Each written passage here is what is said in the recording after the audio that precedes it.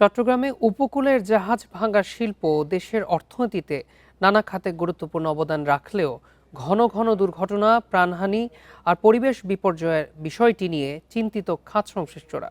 তারা এখন হিসাব করছেন জাহাজ ভাঙায় লাভ হচ্ছে বেশি নাকি ক্ষতি বাড়ছে দিনে দিনে।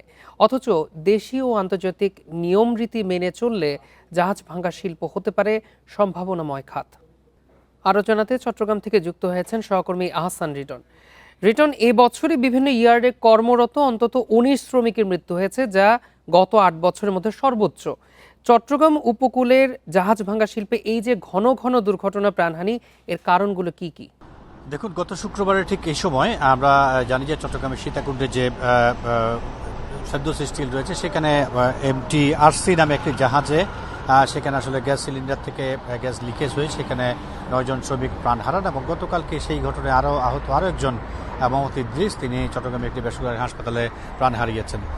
এই যে অনাকাঙ্ক্ষিত মৃত্যু, আমরা আসলে প্রতিবেদনে শুনছিলাম যে এই বছরই 19 জন মারা গেছে এবং তার মধ্যে আমরা দেখছি গত শুক্রবারই 9 জন এবং গতকালকে একজন, অর্থাৎ এই এক সপ্তাহেই 10 জনের প্রাণহানির ঘটনা ঘটেছে। এটির পেছনে যেটি কারণ, জাহাজ নিয়ে যারা জাহাজ ভাঙা শিল্প নিয়ে যারা কাজ করেন এবং যারা অ্যাসোসিয়েশনের সঙ্গে জড়িত রয়েছেন তাদের যেটি বক্তব্য সেটি হচ্ছে সরকারি যে সমস্ত নির্দেশনাগুলো রয়েছে সেই নির্দেশনাগুলো মানতে আসলে কোনো মালিক পক্ষের আসলে কিছুটা গাফিলতি আছে, গাফিলতি দেখা যায়। তারা আসলে যে সমস্ত সেফটি মেজারগুলো নেওয়ার কথা সেগুলো নেয় না, ফলে এরকম অনাকাঙ্ক্ষিত ঘটনা ঘটে থাকে। এবং এই ক্ষেত্রে অ্যাসোসিয়েশনের পক্ষ থেকে যেটা বলছে সেটি হচ্ছে, তারা বলছেন যে কোনো জাহাজে যাতে প্রাণহানি না ঘটে, কোনো রকমের সম্পত্তির ক্ষতি না হয়, সেই বিষয়টিকে মাথায় রেখে তারা বারংবার প্রতিটি জাহাজ কর্তৃপক্ষকে তারা সতর্ক করেন, তাদের সঙ্গে আলোচনায় বসেন এবং পাশাপাশি প্রশাসনের যে নজরদারি সেটি তো তারা এই সমস্ত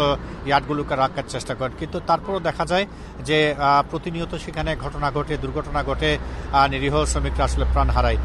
গত সপ্তাহে যেই কোম্পানির জাহাজে দুর্ঘটনা ঘটেছে, অর্থাৎ ফেরদৌস স্টিল, সেটি গত কয়েক বছরের মধ্যে এরকম অনিয়মের জন্য 3টি মামলা তাদের বিরুদ্ধে হয়েছে এবং আমরা জানি যে গতকালকে পরিবেশ অধিদপ্তরের পক্ষ থেকে তাদেরকে 5 লক্ষ টাকা জরিমানা করা হয়েছে। পেছনে যে কারণ সেটি হচ্ছে, তারা বলছেন যে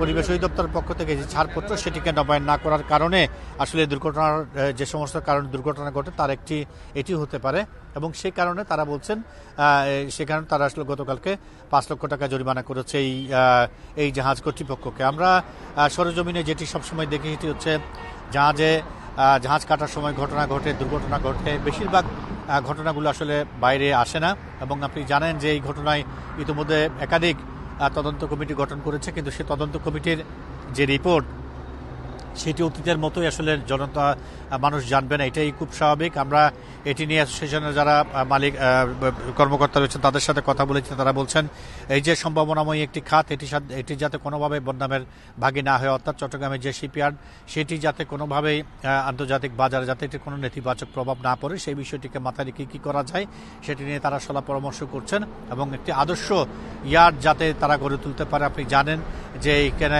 31টি ইয়ার্ডকে ইতিমধ্যে গ্রিন ইয়ার্ড হিসেবে ঘোষণা করা হয়েছে, তার মধ্যে ফেরদৌস স্টিলও একটি। কিন্তু তারপরও গ্রিন ইয়ার্ডে থাকার পরেও সেখানে বারবার এই ধরনের ঘটনা ঘটছে, এটি তাদের কাছেও বেশ উদ্বেগের বিষয়। আমরা অ্যাসোসিয়েশনের যারা মালিক পক্ষ রয়েছে তাদের সাথে কথা বলেছি, তারা বলছেন যে এই ঘটনাগুলোর পেছনে মালিক শ্রমিকের উভয় পক্ষের গাফিলতি থাকে, তবে সেক্ষেত্রে বেশিরভাগ অনেক মালিক আছে যারা আসলে সব ধরনের সেফটি মেজার না নিয়ে স্বল্প পরিশ্রমে বেশি লাভ করার আশায় থাকেন, ফলে এই ধরনের ঘটনাগুলো ঘটে। এ হচ্ছে চট্টগ্রাম থেকে আমার কাছে শিপ ইয়ার্ডের যে দুর্ঘটনা তার বিষয়ে এখন পর্যন্ত সর্বশেষ।